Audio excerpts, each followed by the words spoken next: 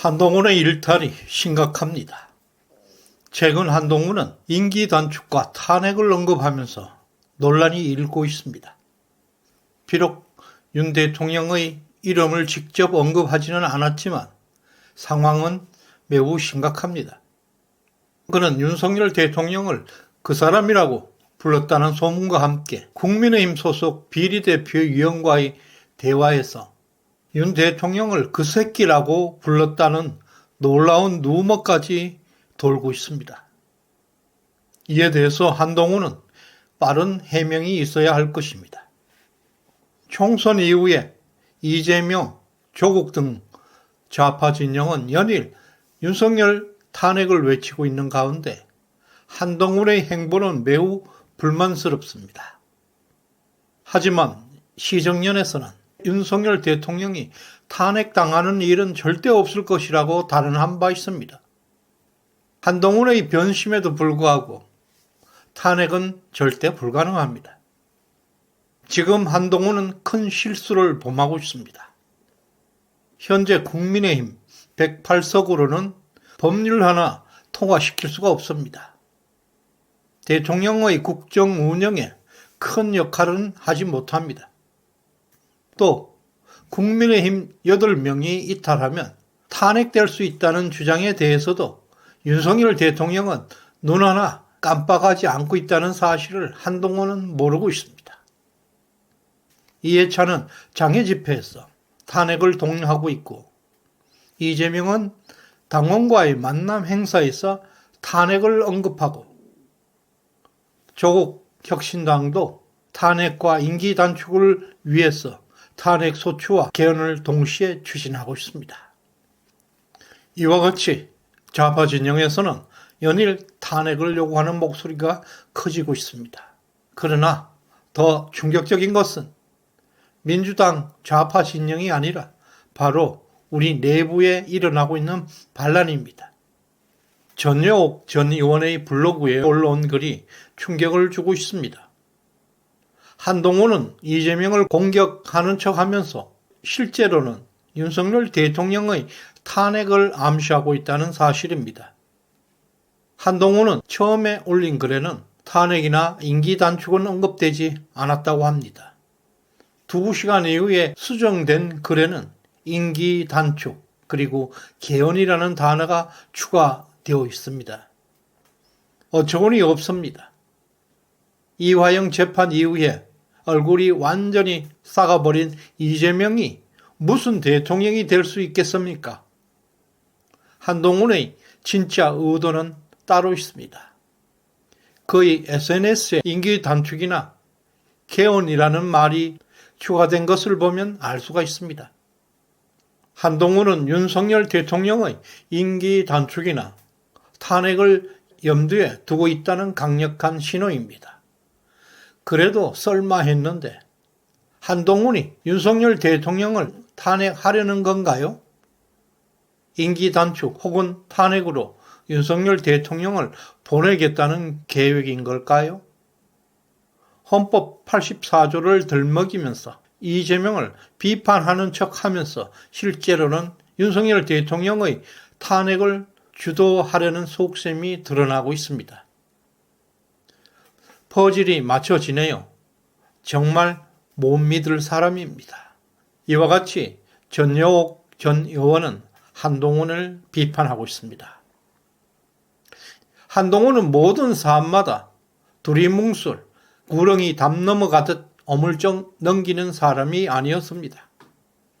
이와 같이 심각한 문제에 대해서 한동훈은 반드시 답해야 할 것입니다. 그렇다면 현재 대통령을 탄핵시켜 가장 이익을 보는 사람은 누구일까요? 이재명, 조국, 이준석, 한동훈, 홍준표? 지금 가장 탄핵을 원하는 그룹들이 이재명과 조국으로 알려져 있습니다. 많은 언론에서 이재명과 조국은 자신의 방탄을 위해서 윤석열 대통령을 탄핵을 추진할 것이라고 강조하고 있습니다. 과연 그들이 대통령을 탄핵한다고 해서 자신들의 사업 리스크에서 벗어날 수가 있을까요? 그리고 그들이 진짜로 탄핵이 가능하다고 생각하거나 있을까요? 조국은 이미 3심 판결만 남겨놓고 있고 이재명은 11개 범죄 중에서 9개 사건에서 기소가 되어 있습니다. 이제 이들의 운명은 행정부에서 떠나버렸습니다.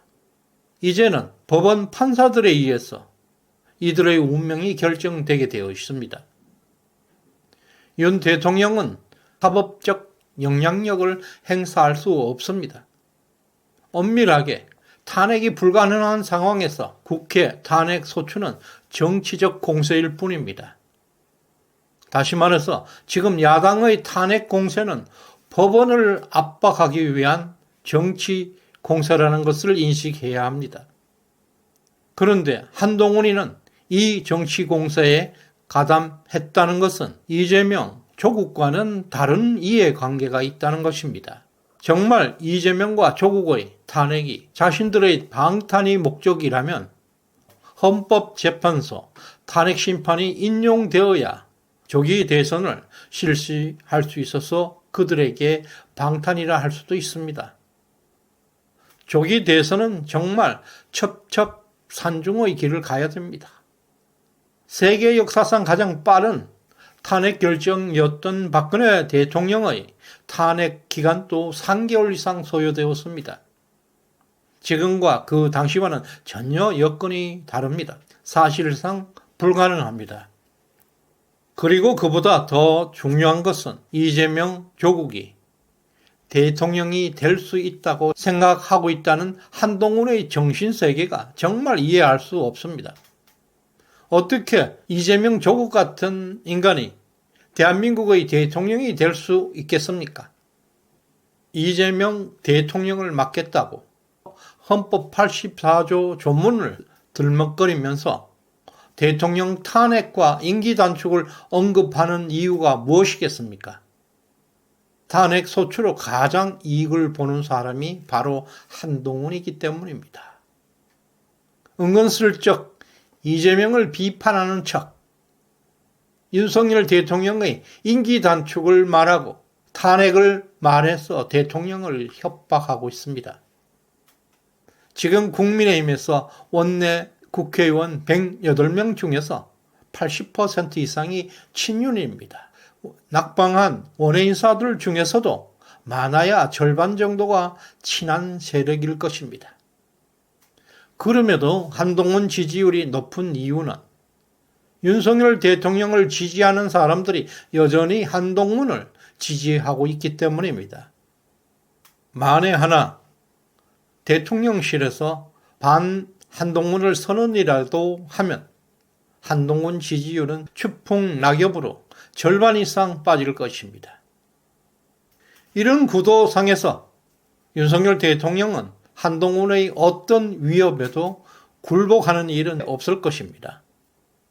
그럴 일은 없겠지만 정말 최악의 상황을 가정할 때 한동훈과 갈라선다 하더라도 국회에서 탄핵 소추안만 통과될 뿐입니다. 그게 윤석열 대통령에게 돌아오는 위기의 전부입니다. 헌법재판소 가면 그냥 기각됩니다.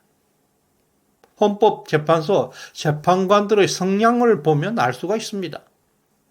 윤석열 대통령은 만반의 준비를 완료하고 있습니다. 대통령을 탄핵하기 위해서는 9명의 재판관 중에서 6명 이상의 찬성이 있어야 합니다.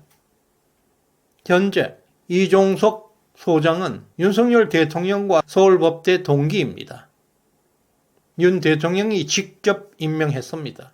그는 긴급조치 피해자 배상 사건과 사회적 약자 기본권 제한 사건에서 강력한 우파적 입장을 취하고 있었습니다. 또 검수완박 권한쟁의 심판 사건에서도 검찰 측 입장을 지지해 주었습니다. 정형석 재판관은 한명숙 전 국무총리와 이재용 삼성전자 회장의 재판에서 강력한 우파 성향의 판결을 내렸습니다. 박근혜 정부 인사들에 대한 판결에서도 상당한 우파적 가치를 지향하는 판결을 내렸습니다.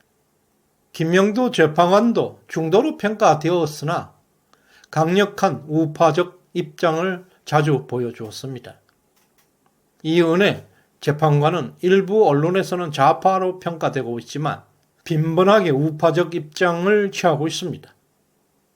특히 검수완박, 고난쟁이 심판에서도 강력하게 우파적 의견을 냈습니다. 이영진 재판관은 바른미래당 추천으로 임명되었는데 뚜렷한 우파 성향의 판결로 유명합니다. 나머지 김기영, 문형배, 이미선, 정정미 재판관은 좌파 성향을 보이고 있습니다. 현재 헌법재판소 재판관 9명 중에서 6명이 우파 성향으로 우파가 절대 다수를 차지하고 있습니다. 따라서 윤석열 대통령을 탄핵하는 일은 하늘의 별 따기보다 어렵게 되었습니다. 이미 윤석열은 헌재 재판관을 최후의 보루로서 우파 진영으로 튼튼하게 구축해 놓았습니다. 이런 구조에서 무슨 수로 탄핵할 수 있겠습니까? 국회 탄핵 소추는 가능할 것입니다. 국회에서 대통령 탄핵을 소추한다는 의미는 행정부를 부정한다는 것입니다. 대통령은 약 3개월 직무가 중재될 뿐입니다. 3개월 휴가 갔다 오면 됩니다. 그 이후 대통령은 날개를 달 것이고 노무현 탄핵 소출한 이후에 한나라당이 총선에서 참패했다는 사실을 기억해야 할 것입니다. 윤석열 대통령이 부패하지 않는 한, 또 비리에 연루되지 않는 한 대통령의 지지율은 15%, 탄핵의 심리적 마지노선은 반드시 지켜질 것입니다. 그리고 촛불 광기는 일어날 수가 없습니다. 절대 대통령 탄핵은 없습니다. 지금 대통령은 한동훈의 경거망동을 지켜보고 있습니다. 팬덤들이 한동훈의 탐욕을 자극하고 있고 한동훈은 지금 매를 벌고 있습니다. 오늘 후원해 주신 금도깨비님 진심으로 감사드립니다. 구독, 좋아요 꼭 눌러주시길 바랍니다. 고맙습니다.